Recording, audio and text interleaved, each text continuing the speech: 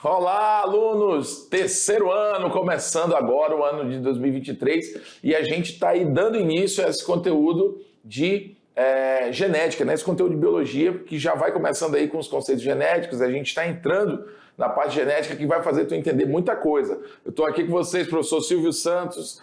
Professora Otávio aqui com vocês. Isso, gente, é um super prazer sempre, né? Professor presencial, a gente falou aí lá no iniciozinho da aula, né? Da unidade, que vocês, assim, são super convidados para mandarem as fotos das turmas de vocês, tá bom? E a gente vai falar um pouquinho sobre a questão da atividade extraclasse mais para frente, tá bom? Aguenta o teu coração que a gente já vai dar um feedback aí a respeito da nossa atividade extraclasse. Não nesses momentos, nesse primeiro momento, tudo bem? É isso aí. Então, pessoal, só para frisar, estamos iniciando o conteúdo de genética, tá? Falamos sobre alguns conceitos na última aula.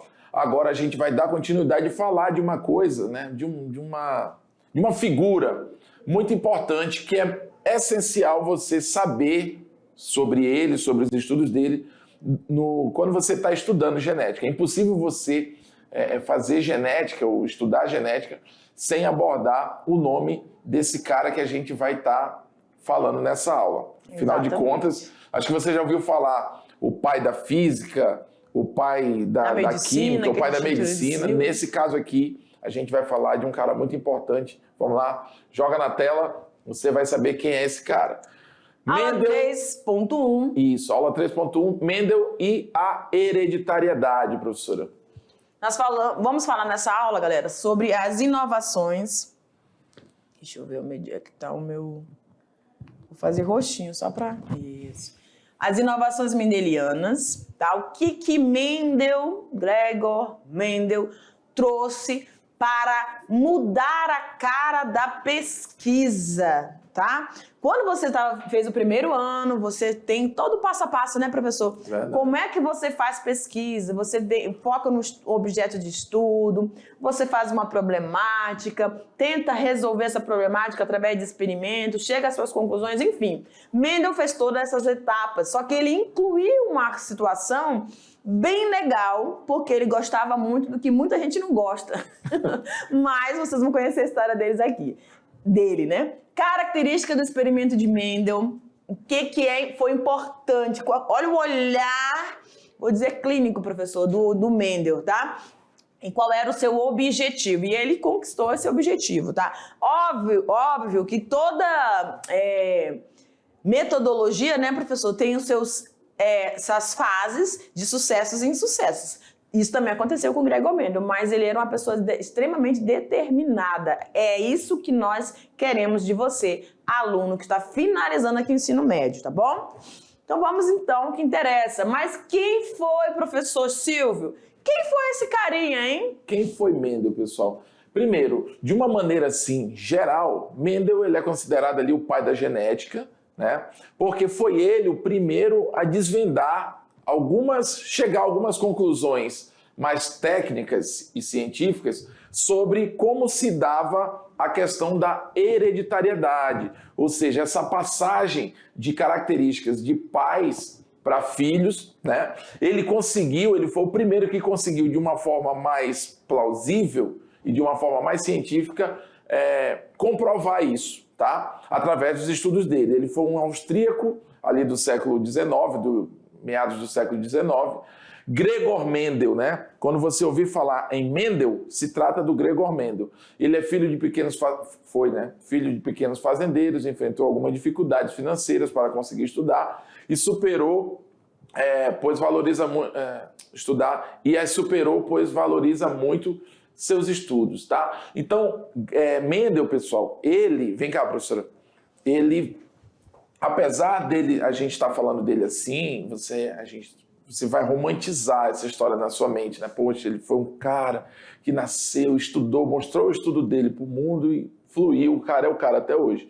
Não, ele teve uma vida de pesquisa, porém, ele não chegou nem a desfrutar, digamos assim, dessa fama dele, né? Os estudos dele foram, só depois já da morte dele, é que foram ser descobertos e validados como corretos, tá bom? Vale a gente frisar... Compreendidos, né? Ele foi um incompreendido. Isso, vale a gente frisar, pessoal, que na época de Mendel e de grandes pesquisadores, grandes cientistas, filósofos das antiguidades, não existia esse tanto de tecnologia que tem hoje.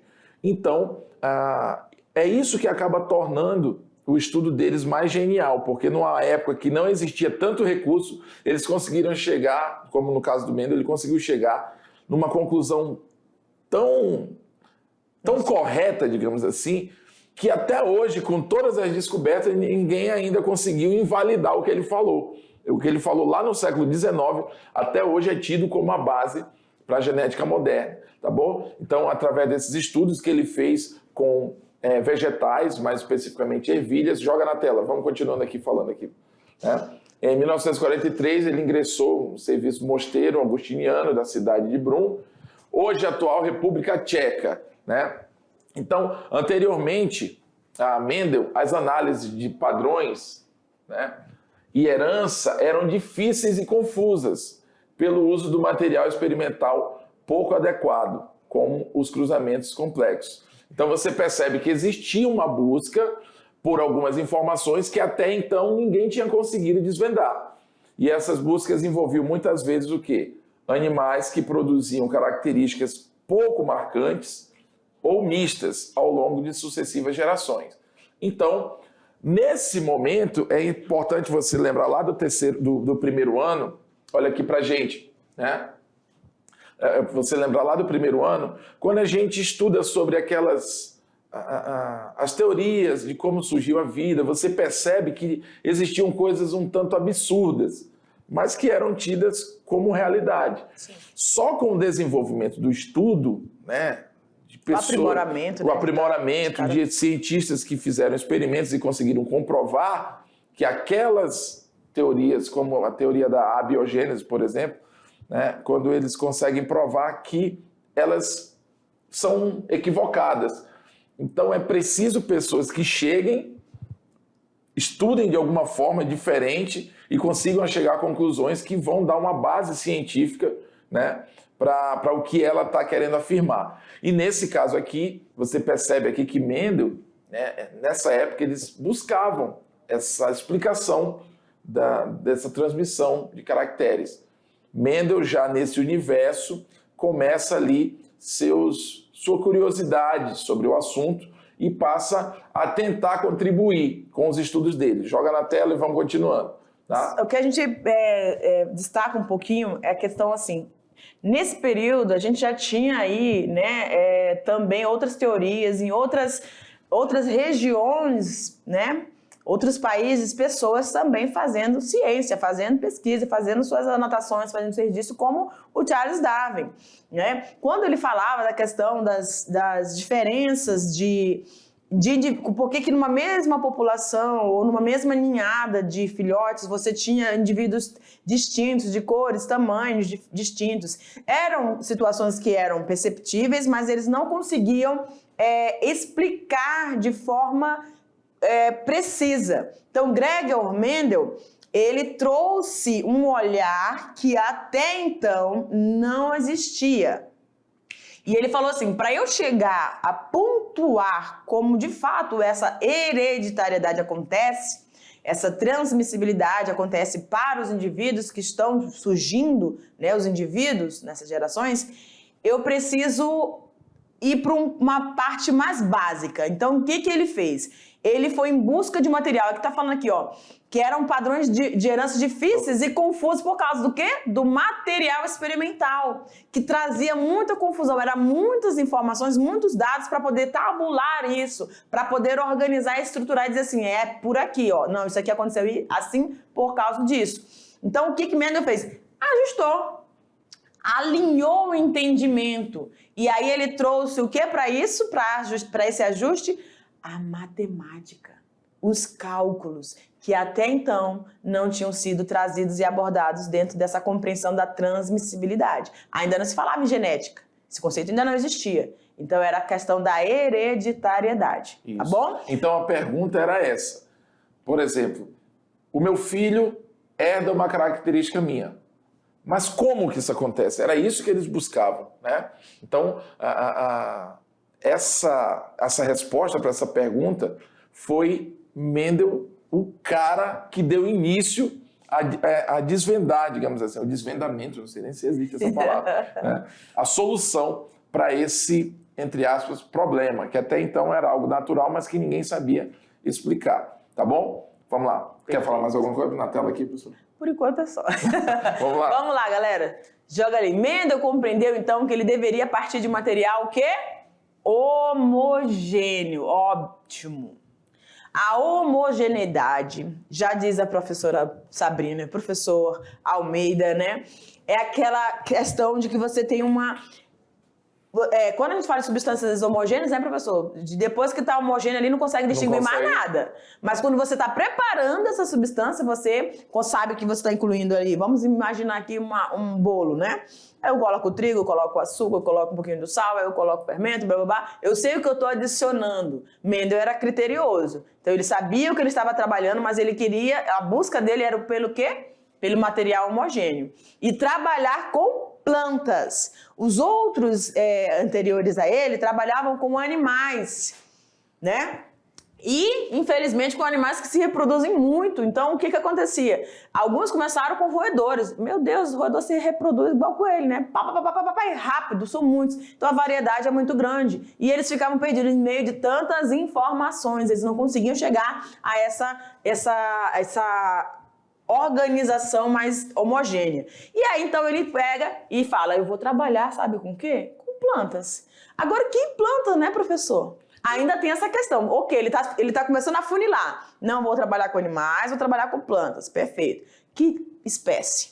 Isso. Essa espécie precisa me dar o que eu preciso, que é esse material homogêneo. Então, aí ele pontuou algumas situações, que é ser capaz da autofecundação, produzir uma progênie, né, numerosa.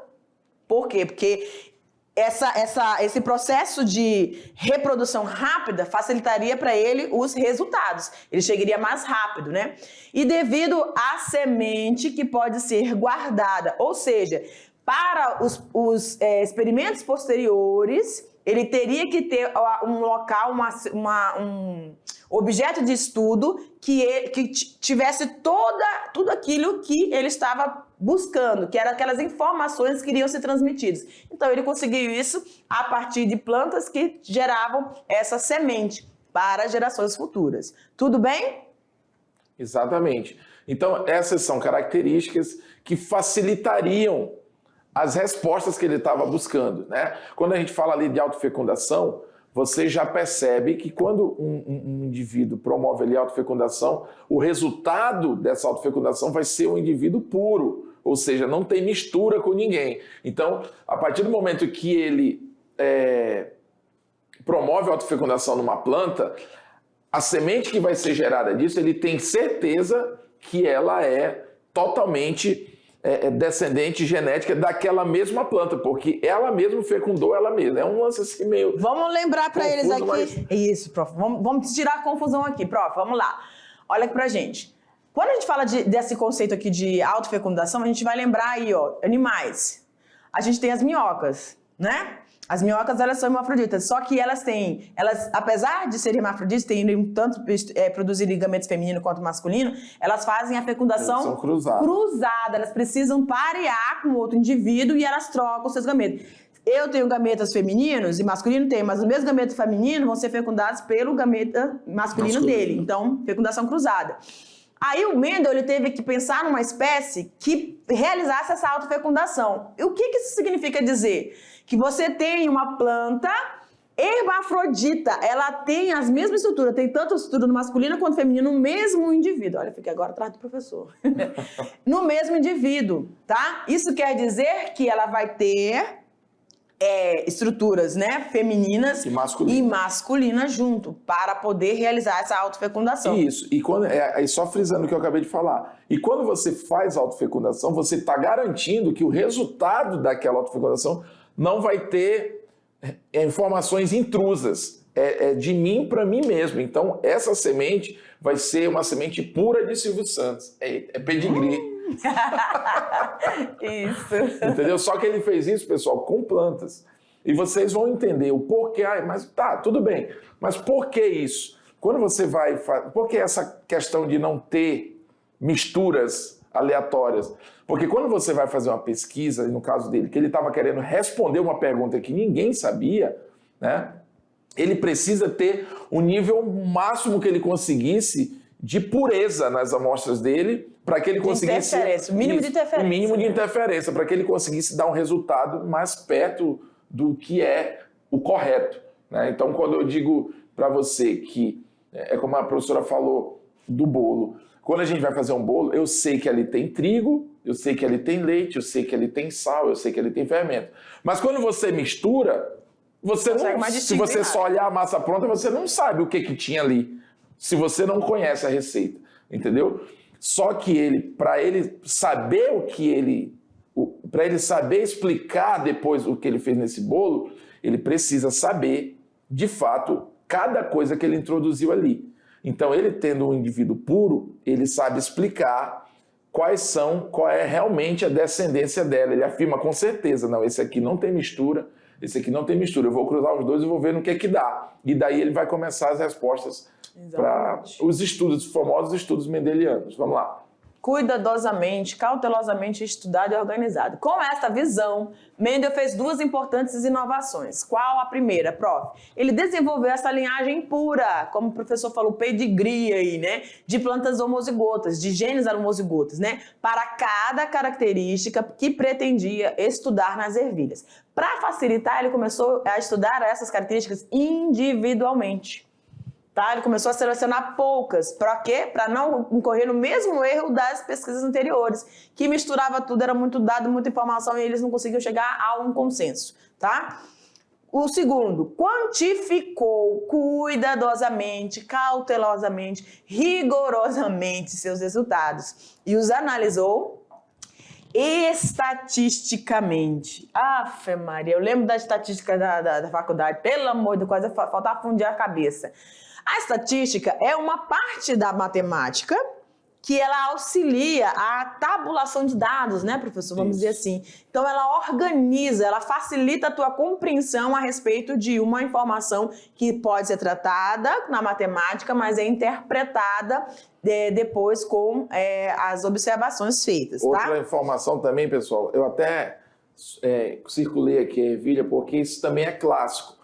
Qual é o tipo de vegetal que Mendel, a gente ainda não tinha citado. É verdade. Qual é o tipo de vegetal que Mendel usou? Ele usou ervilhas, tá? Porque essas ervilhas, elas tinham as características que a gente falou ainda agora. Ela tinha possibilidade de autofecundação, reproduzia, né, de uma forma mais rápida. Então ele, e sendo planta, sendo vegetal, ele pode cultivar isso em locais até mesmo pequenos, não precisa uma estrutura muito grande. Então, quando eu ouvi falar, os estudos de Mendel foram realizados com que tipo de planta?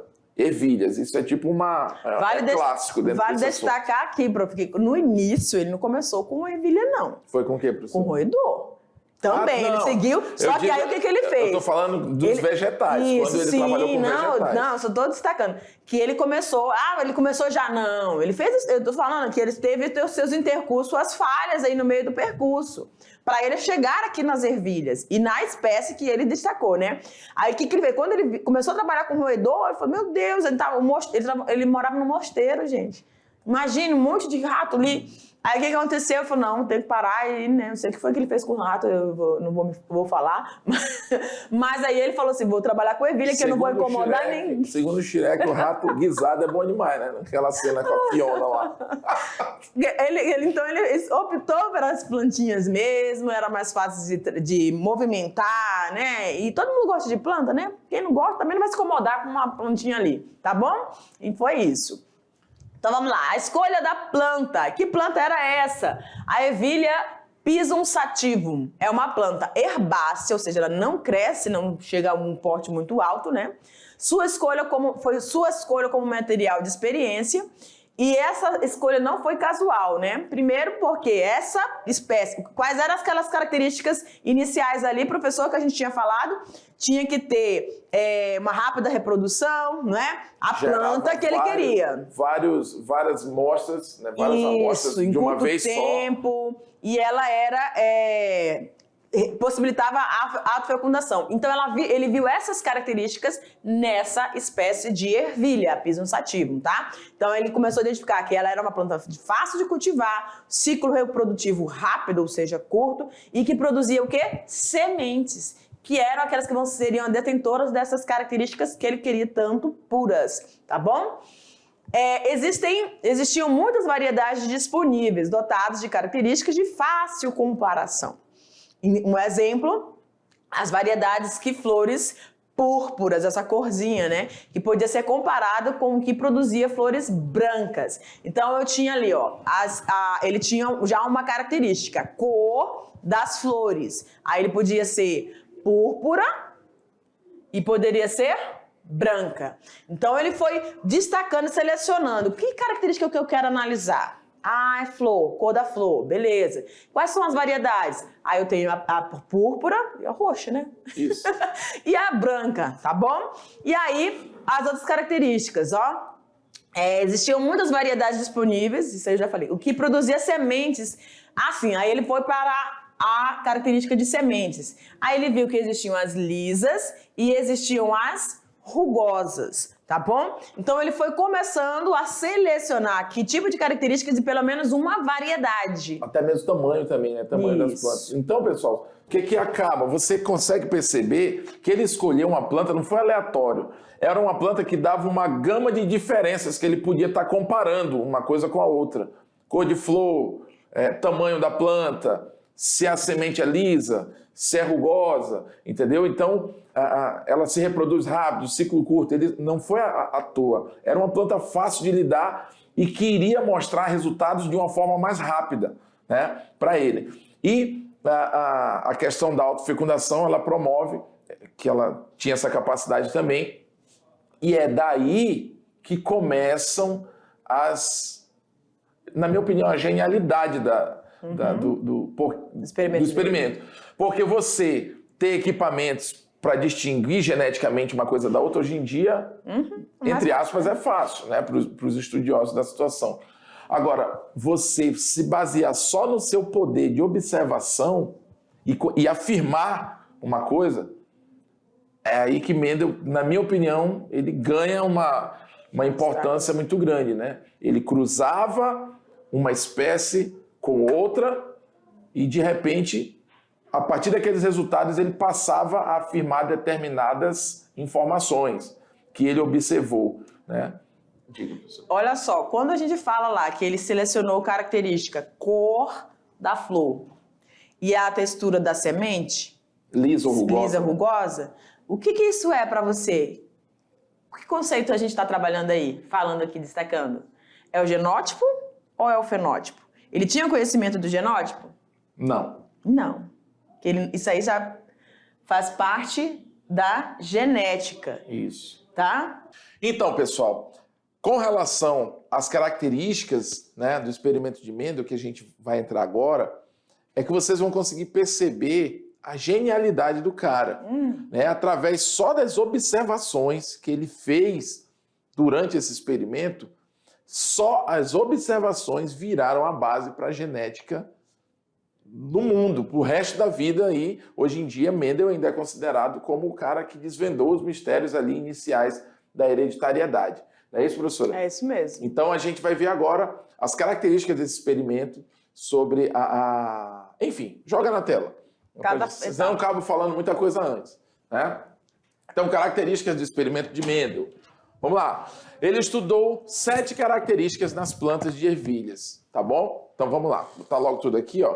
Cor da flor, como nós falamos ainda há pouco, posição no caule, a posição dessa flor no caule, a cor da semente, aspectos externos da semente, que no caso ali rugosa ou lisa, forma da vagem, que é aquela capa que guarda as sementes, a cor da vagem, a altura da planta. Você percebe então que era uma planta que dava muitas coisas para ele comparar uma com a outra, né, prof? Mas ele destacou apenas 7. Ele falou, vamos começar aqui com características perceptíveis e poucas, nada de exagero. Para cada uma dessas, você tinha 2 variedades, tá bom? Cor da flor, 2 cores. Posição, 2 posições. Cor da semente, 2 cores, tá? Vamos olhar aqui no nosso quadro, olha lá. Então, para a flor, aí você tinha posição. Ela poderia ser axial, como se fosse, lembra a mesma região da axila, tá? E a terminal na extremidade. Na ponta do galho. Isso. Assim, né? A cor púrpura e a cor branca. A altura, ela já era arbórea, né? Arbórea, né? É isso. Herbácea, desculpa. Herbácea. Ela já era herbácea, então ela não chega a uma altura muito alta, né? Mas ela tinha a bem pequenininha e a mais porte médio, né? Vamos dizer assim. Semente, aí tinha a textura lisa e rugosa e a cor verde e amarela. Em relação à vagem, aquilo que vai proteger então essas sementes, você tinha a forma, ela poderia ser inflada ou comprimida, toda, né, como se estivesse sendo no vácuo hoje em dia que a gente fala, né? Balada, exatamente. Isso. Aí a cor amarela da vagem e da verde também. Prestem atenção aqui, gente, ó. Semente amarela, vagem amarela. Semente verde, vagem verde. Só que você vai observar que durante os experimentos dele, quando ele realizou os processos de autofecundação, você vai ver que acontecia fenômenos que ele não conseguia explicar, né, professor? Onde na vagem amarela ele ia ter sementes amarelas e também ia ter sementes verdes. Aí ele falou, caramba, o que aconteceu? Que é onde começa, né? É onde começa a sua explicação. O mistério, né? Na flor da ervilha, o estame e pistilo, ou seja, a estrutura masculina e feminina, os componentes envolvidos na reprodução sexuada do vegetal, ficam encerrados, guardados ali no interior da flor, da mesma flor, protegidas pelas pétalas, são as estruturas. Você viu isso lá na parte, né, dos vegetais no 2º ano, tá bom? Então você tem aqui, ó, a característica dessa ervilha, ela tinha flores, ou seja, era uma angiosperma monóica, ou seja, tinha tanto o estame quanto o pistilo, tá certo? O que a gente está destacando aqui? Que existem plantas, né, hermafroditas e existem também as que são monóicas e dioicas. E, professor, agora confundi foi tudo. Olha para essa planta hermafrodita que é chamada de flores monóclinas. Na mesma flor, ela tem tanto o pistilo quanto o estame.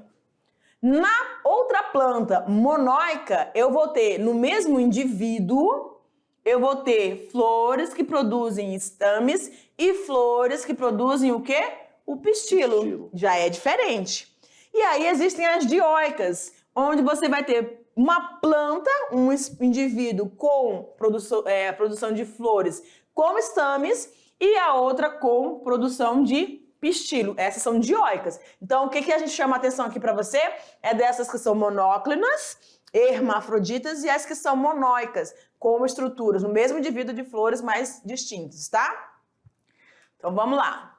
E aí a gente tem aqui a flor, né? Com todas as suas estruturas. As sépalas, essa partezinha, né, que forma o cálice ali. As pétalas. Nós temos os estames. Esses estames são as estruturas que vão produzir ali, ou vão armazenar os grãos de pólen, né? Que são os responsáveis para atingir o pistilo e lá dentro do ovário produzir as sementes. Tá certo? Aí o que Mendel fez? Então, ele fez, no caso da fecundação dessas plantas, ele promoveu a autofecundação. Ele cruzou, é como se ele cruzar a planta com ela mesma. Isso favorece a reprodução cruzada e autofecundação, formando descendentes com a mesma característica das plantas genitoras. Então, vocês percebem que a gente tem aqui a parte feminina da planta, a parte masculina, ele, né, tanto autofecunda quanto cruza. Então ele consegue aí ter resultados diferenciados. Né? Nessas flores monóclinas, ou seja, quando você tem um estigma, né? O pistilo, que é a estrutura feminina, que é tudo isso aqui, ó. Tá? Isso aqui é o masculino. Então, quando você tem na mesma flor essas duas estruturas, você tem a possibilidade de permitir que essa planta realize o processo de autopolinização, ou pode acontecer também a polinização cruzada. É isso que está mostrando aqui a imagem, tá? Então, ele, com essa facilidade de realizar um processo de reprodução sexuada de uma forma ou de outra, facilitaria ele no cruzamento e identificação daquelas características que ele queria trabalhar. Porque ele poderia brincar ali, né, professor? Como a gente vai ver aqui na continuidade do experimento. Então, qual era o objetivo desse experimento? Na autofecundação, Mendel produziu e separou diversas linhagens puras de ervilhas para as características que ele pretendia estudar. Como que ele fez isso, professora? Olha lá. Pegou as plantinhas, né, as florezinhas, as ervilhas, já com as suas flores, né, com as suas estruturas monóclinas, perfeito? E aí o que ele fez? Ele destacou a cor. Ah, eu vou pegar as púrpuras, ou seja, a púrpura, né? É essa flor mais roxinha, tá? Aí ele pegou, o que ele fez? Começou a fazer essas autofecundações, tá? Você tá observando aqui, ó. Os estames que contêm os grãos de pólen, então eles chegavam aqui no estigma, tá? E aí tem toda a formação do tubo polínico, a gente já viu isso lá no segundo ano. Que aí chega aqui no ovário para poder acontecer a formação dessas sementes ali dentro, tá bom? Vamos lá, seguindo. Aí, o que aconteceu? Durante 2 anos, Mendel fez esses testes de pureza, tá? Separando essas características. Quantas características eram? 7 características, cada uma com 2 variedades, né? Que a gente viu. E aí, durante esses 2 anos, ele fez vários testes e foi obtendo essas purezas nas características desses experimentos que ele foi fazendo. Aí aqui é uma observação mais, né, didática para você compreender. O processo natural, você tem os estames que têm os grãos de pólen. Esses grãos de pólen são minúsculos, tá? E eles se dispersam e acabam chegando aqui na região do estigma, onde vai acontecer a autofecundação. Mas o procedimento que ele fez, o que ele queria evitar o processo de autofecundação. Então, ele começava a fazer o quê?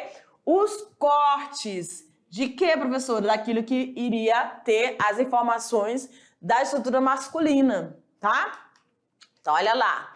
Cortou e fez o quê, professora? Pegou lá da outra plantinha, olha aqui, ó. Essa planta A, que tinha a característica da flor, a púrpura, pegou os estames com um pincelzinho, pegou os estames pegou os grãos de pólen, desculpa, desses estames dessa planta A e pincelou aqui, ó, isso, no estigma. Ele trouxe esses pólens para essa região feminina porque de outra flor. Essa estrutura que está bem aqui no meio, que é o estigma, é que vai levar... Aqui dá para você perceber, ó. Bem dentro aqui, tá vendo? Esse é o tubo polínico, que vai levar ali esses grãos de pólen que vão se transformar para chegar ali no ovário, tá? Para encontro do óvulo, na plantinha. Tudo bem? Então, ele realizou isso. A característica que ele não queria daquela planta, ele cortava os estames e pegava...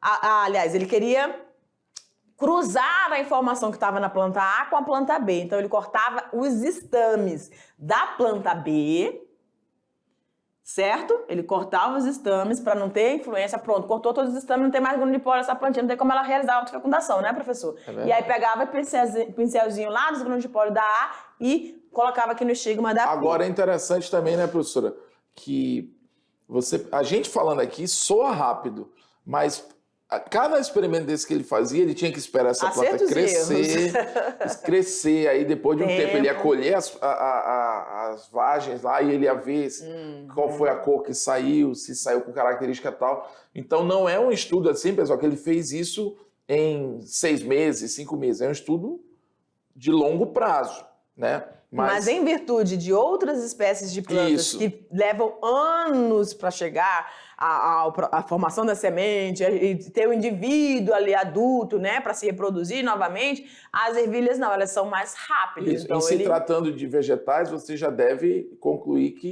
que não é uma coisa tão rápida. Porém, ele procurou uma espécie que fazia o mais rápido possível, né? E a ervilha tinha essas características, né? Perfeito.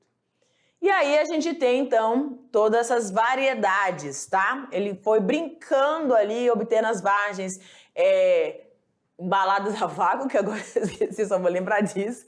As brancas, as púrpuras. Olha aqui que a gente estava falando lá, né? As que tem a vagem amarelinha e as sementes também amarelinha. Mas ele obteve também resultados diferentes, tá bom? Aí ele observou, ele criou uma tabelinha, essa tabelinha aqui é bem interessante, que ele conseguia distinguir, tá?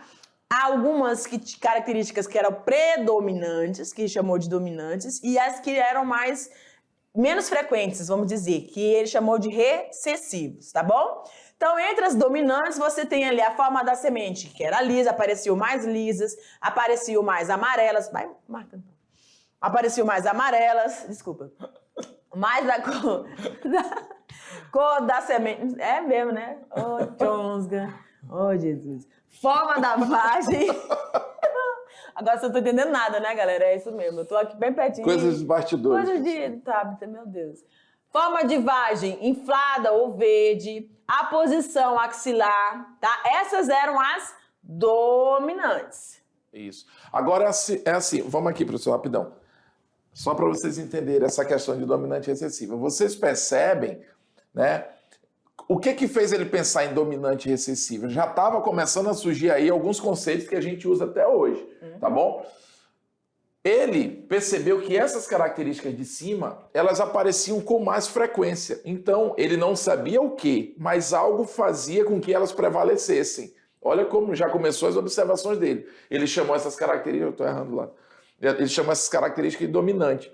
E aquelas características que a gente... Menos frequentes? Que a gente não, né? Que as plantas que eram menos frequentes foram consideradas recessivas. Então começava aí, né, a interessância das observações de Mendel, né, professor? Então são várias características, né? Como existem várias características que ele analisou nas diferentes espécies de ervilha, ele conseguia ter vários parâmetros de comparação, né? Isso cada vez dava mais peso, digamos assim, ou mais certeza para os estudos dele, né? Nas comparações que ele fazia. E isso tudo porque ele usou uma ferramenta que a gente falou ali, pontuou no início da aula, que era a estatística. Isso. Analisar dados estatisticamente nos dão frequências. Quando a gente faz o estudo populacional da genética de uma determinada população, a gente usa a estatística para poder fazer essas inferências. O que é mais frequente, o que é menos frequente, ou recorrente que seja, tá? Então a gente consegue tabular essas informações. Quando ele começou a ajustar, eu quero 7 características. Ele bateu cabeça, não foi assim, de uma noite pro dia que ele falou, eu quero ser 7 e acabou, não. Ele foi olhando, observando, falou, nossa, isso aqui é legal. Eu vejo que aqui na cor da flor tem 2, eu quero essas 2, eu vou selecionar isso aqui.